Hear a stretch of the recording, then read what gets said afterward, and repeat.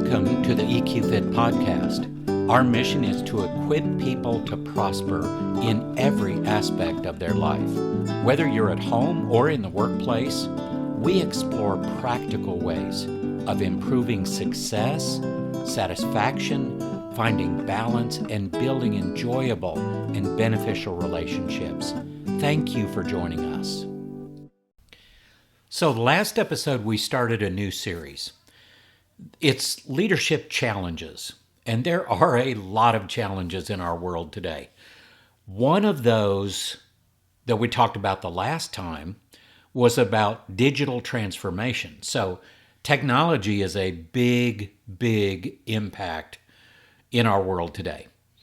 But so is something else. A few years ago, the workplace changed.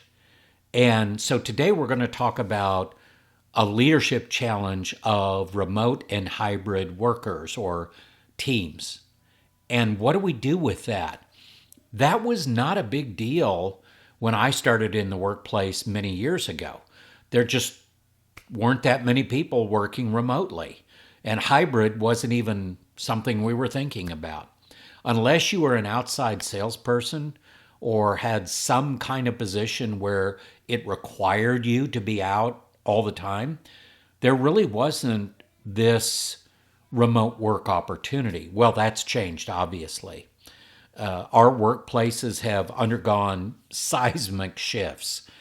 The rise of remote and hybrid work models, accelerated, of course, by global events, it's disrupted the traditional workplace dynamic. And that's more important than I think a lot of people realize. We're going to dive into that even deeper. Kitchens have become offices, meetings are now virtual, casual hallway conversations have been replaced with instant messages. By the way, those are not the same thing. I guarantee you that those casual hallway meetings and conversations go a lot further than a text message does or an instant message does. So while all of these changes offer flexibility, which is great, right? That's nice to have flexibility. They also present unique challenges for leaders and for their teams. Managing these challenges requires not just new strategies, but a deeper understanding of the human experience. This is where emotional intelligence becomes a vital asset. And let me start. I always like to put some kind of a story or an observation from real life in here. Since 2020, the hybrid and remote workplace has become common. We know that. I have personally been tracking changes in behavior and in productivity ever since that happened. At first, my clients saw an increased level of productivity. Commuting times became non-existent, people were able to focus better, and people were happy to be working from their home. It was as simple as that. So we saw a spike in productivity. That lasted about 8 to 14 months, depending on the organization and the people. Then I started to see some interesting changes. Now, a quick caveat here. I am not judging anyone. I'm not saying that hybrid or remote work is a bad thing.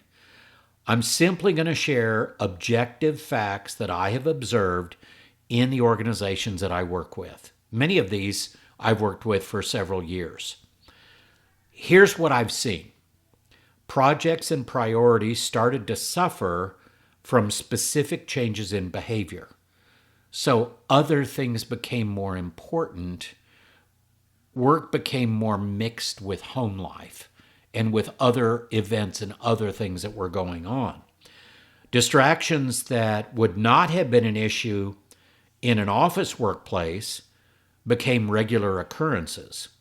So events at children's schools, running errands in the middle of the day to avoid crowds, when things are less busy, getting the car worked on, things that we usually waited till Saturdays or weekends or whatever to do, those are getting done a lot of times now during the middle of the day.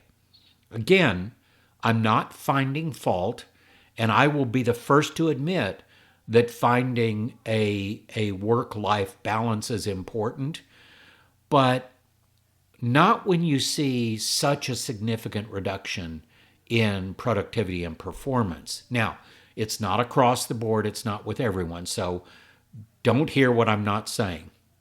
I'll let you guys figure that one out. Family members moving in due to financial challenges, kids doing school from home, that was a huge one. Kids having to do school from home, then you have internet and bandwidth issues. You've got distractions during the middle of the day. So as work, family, and home started to reside in the same place, we did see a dip in productivity. Now, every business owner that I talked with during this time wished that their employees would be back in the office. That's what they really wanted. Many employees threatened to leave if they could not continue to work remotely. Remote and hybrid work opportunities became a critical factor in where people looked for employment. This is a huge change, and I know we're used to it now, but this is less than 5 years ago that all of this change came about. And here's kind of the crux of the issue. The old value exchange, where somebody gave their time in return for payment for a paycheck for dollars, it was becoming outdated because direct supervision became more difficult. And the productivity and the innovation and the collaboration that would happen in the office didn't happen as easily anymore. So what we really need is a new model of a value exchange where we're exchanging dollars and benefits for performance and productivity. That's where we need to go. Now, again, I'm not saying that all people are losing focus and productivity. Some actually excel in this hybrid remote work environment. The issue is it's not the majority of people that do that. Most people do not perform at the same level as if they were in an office. It just because of the distractions and all of that. So now leaders are faced with new challenges. How do we engage employees, communicate with them, lead them, manage them, inspire them, encourage them, collaborate with them, innovate with them, and develop them from a distance? How do we do that? I did a time study with one organization on a group of their employees. It was designed to track where their time and focus went in the average day. The results were eye-opening. The productivity they used to get in 30 hours in the office environment took more than 40 hours in a remote workplace.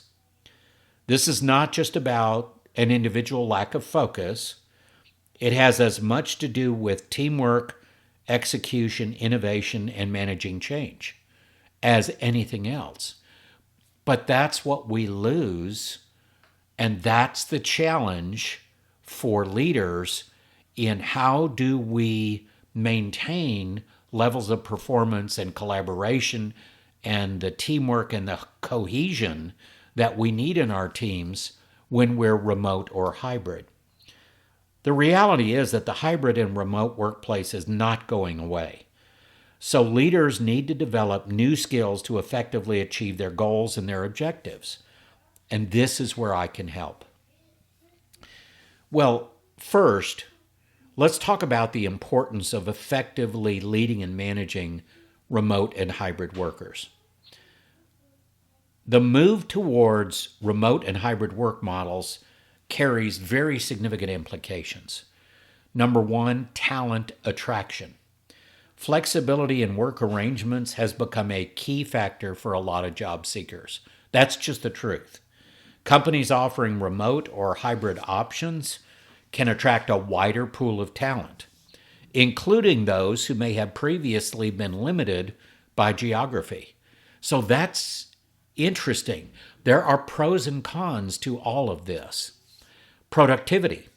Remote work has the potential to boost efficiency as employees enjoy fewer distractions in the workplace and save time on commuting. However, Without proper management, direction, supervision, it can also hinder collaboration and innovation.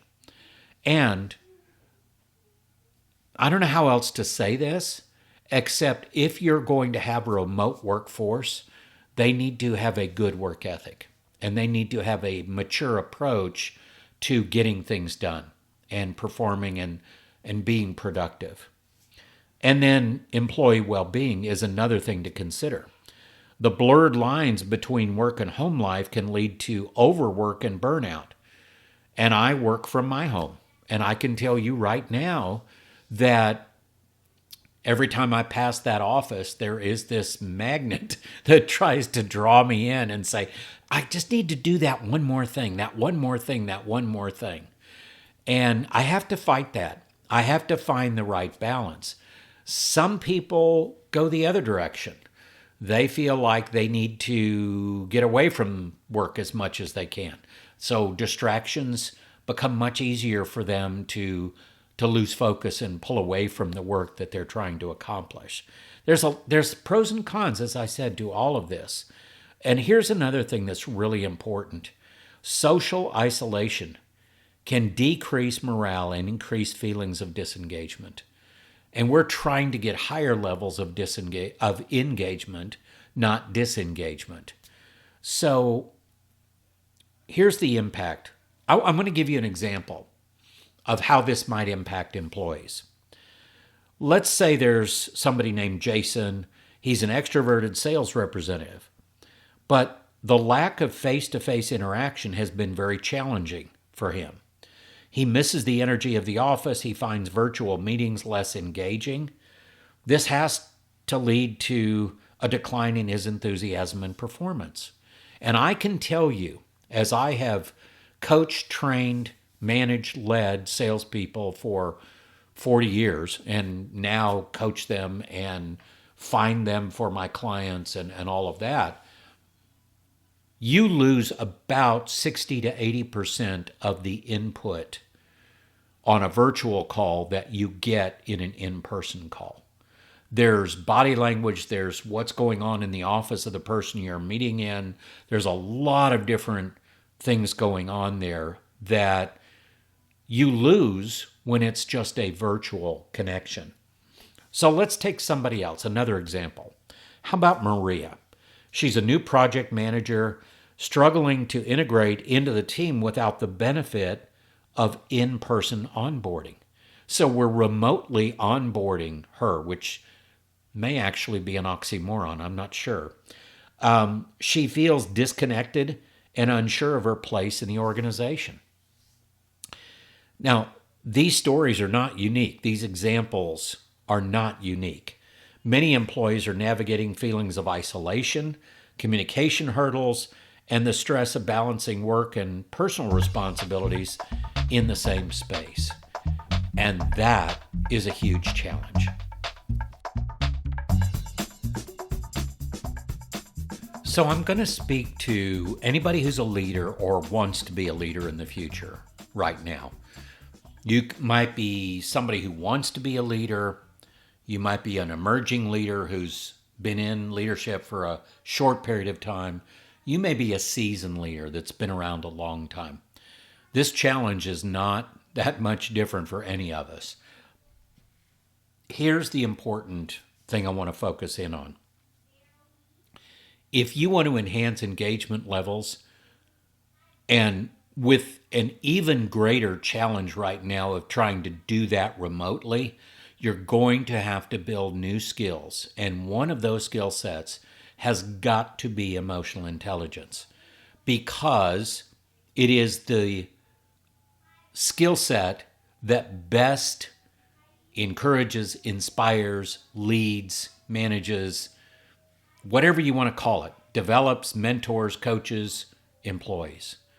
Because emotions drive people, people drive performance. So there's a straight line between the emotions people are having and the performance that will be the outcome.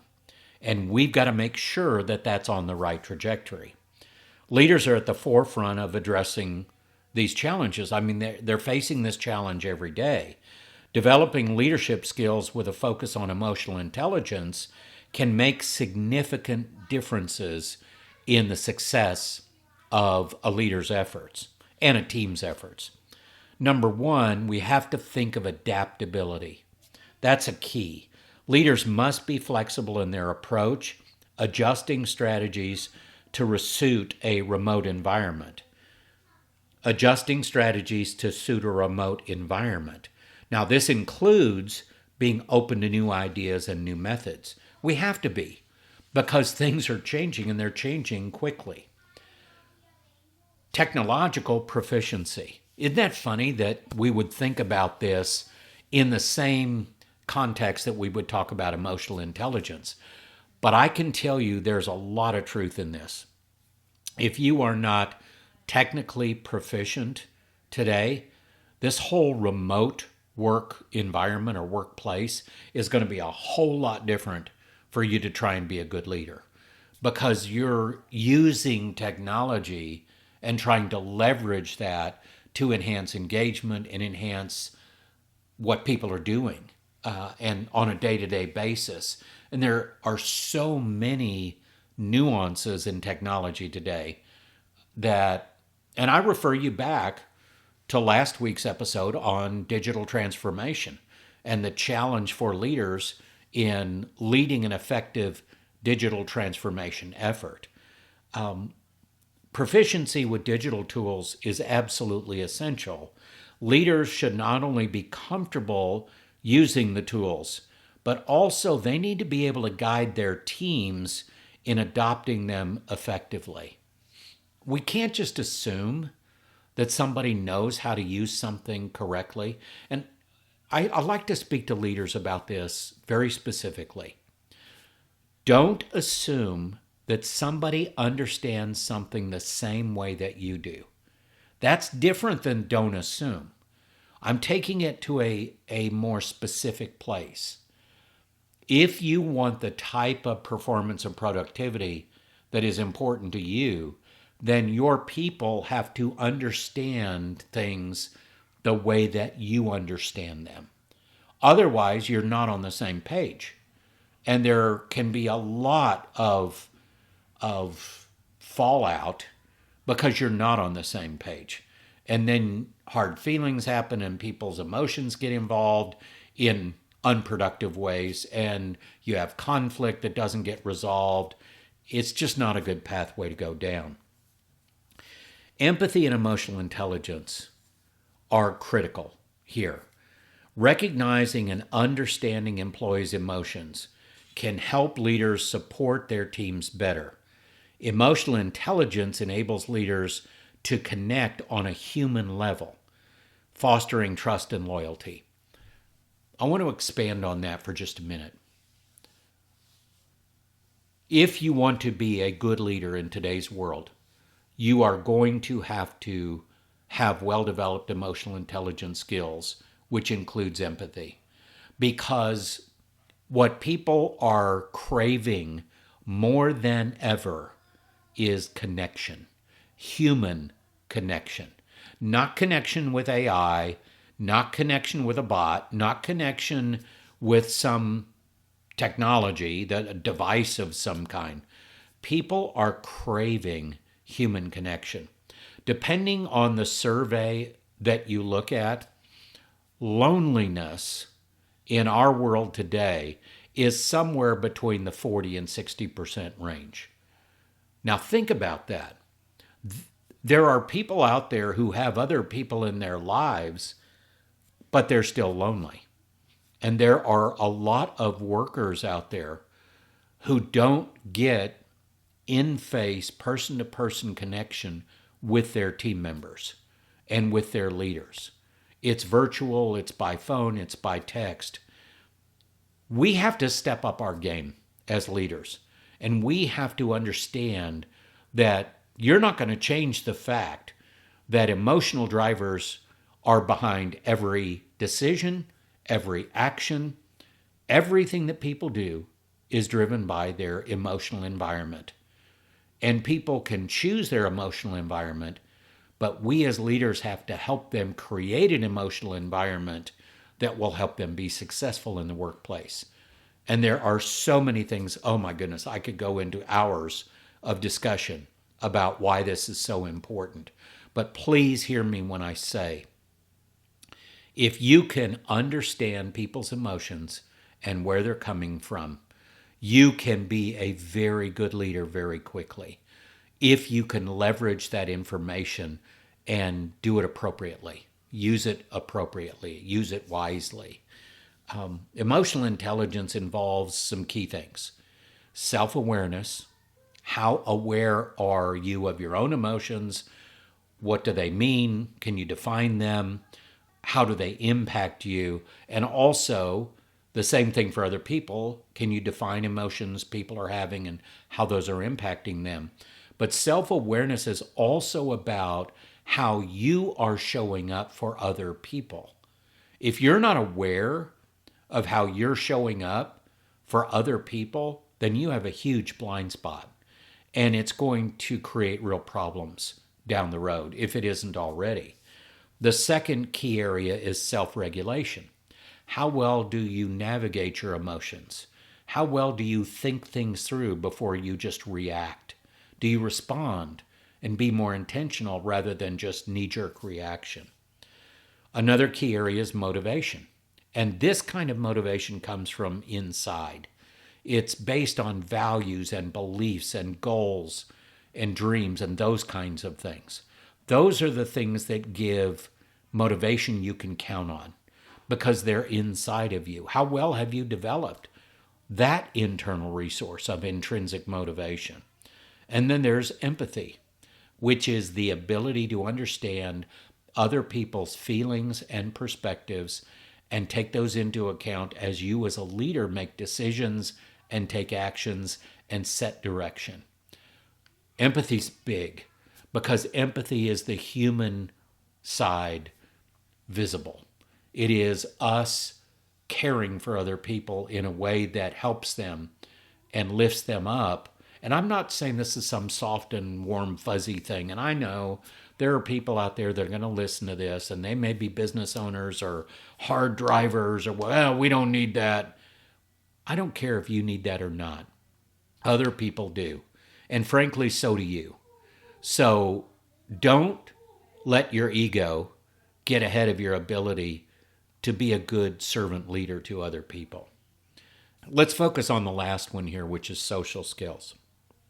Social skills is the ability to put all of those other skills into play and interact well with other people. Do it intentionally, do it with empathy, do it with good goals in mind, do it by thinking things through and responding intentionally and getting better outcomes and navigating emotions, both your own and other people's emotions. That's what social skills are all about. If we can cultivate those attributes as a leader, we can create a supportive environment that actually promotes trust and open communication. And that's what we need more than anything right now. Good connection, good levels of trust, good engagement levels, good collaboration, good innovation. All of that comes out of our ability to practice these skills at a much higher level, because you don't have everybody in the office every day like we used to. And that's okay, as long as you understand we have to step it up as leaders. Okay, where do we take this from here? Well, I always like to close these episodes out with a focus on solutions, specific solutions for leading and managing remote and hybrid people, hybrid workers and teams. Number one, we've got to enhance communication channels. That isn't just enhancing our communication, which is critically important, but it's enhancing the channels that we use. So implement real-time platforms. Utilize platforms like Slack or Microsoft Teams to facilitate seamless interaction. The more that we can connect well with other people, the better off you're going to be, and the more your productivity and innovation and profitability is going to go up. These tools really help to replicate the immediacy of office communication, even though people are working remotely.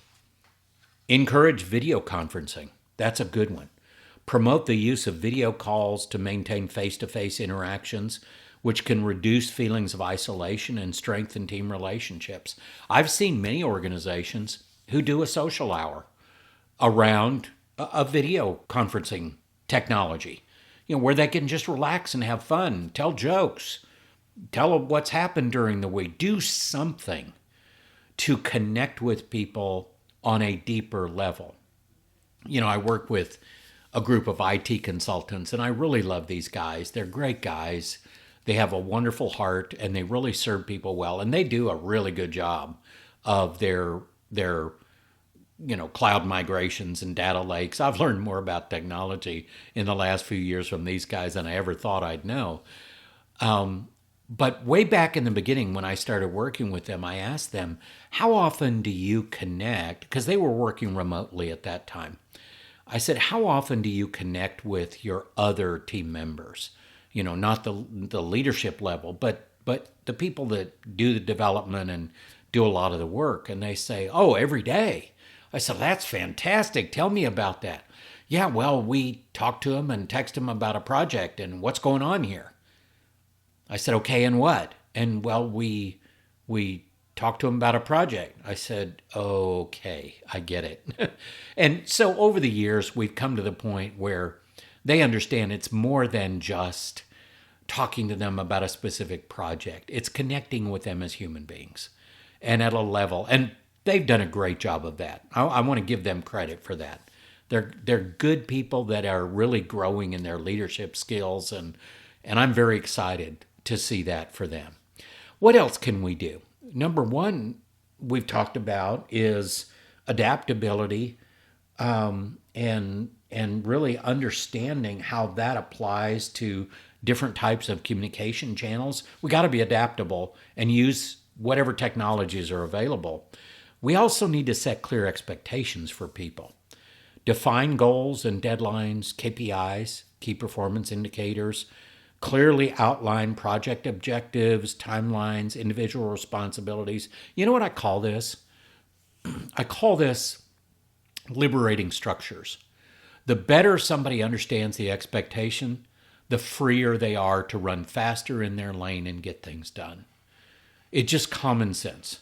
And so let's try to set really good expectations for people and then check in with them regularly and establish communication protocols. Set guidelines for response times. Don't leave people hanging out there with, but I told you to get this done. Well, you didn't say when. Well, you should have known I needed it today. Don't do that. Be a good leader that takes away the uncertainty. That's a really good filter to use. Take away the uncertainty from people. If there's an uncertain element involved, whether it's what needs to be done or how it needs to be done or when it needs to be done, remove all of those uncertainties. Then the third thing we can do is promote team engagement. And this is important. Organize virtual team building activities, host online events, virtual happy hours. I talked about that earlier. Game nights, fitness challenges. Do something to foster camaraderie and team spirit. And schedule regular check-ins with people. That's more important than you realize as a leader. If I know I'm going to have a regular check-in with my leader on Tuesday and Friday afternoons, then I don't feel like I'm out on an island as much because I know I'm going to have those check-ins. And that builds accountability for everybody, and we want that. So how do we put some action steps in place to achieve success in leading remote and hybrid workers? Well, the first thing we can do, action step-wise, is provide training on remote work best practices. We should do that. I mean, if we're going to work in that environment, why don't we go ahead and train for that? How can we be productive? How can we be productive in that environment? Offer workshops, resources, whatever is available to help people to become equipped with the necessary skills for effective remote work. including time management, digital communication, collaboration tools. All of those can be very effective. And then encourage continuous learning. And this should be for any organization. I don't care what kind of an organization you are. If you're not building a culture of continuous learning, you are doing a disservice to yourself and your people. That's so important because technology is not going to slow down in its advancement. We are not going to speed up in our evolution.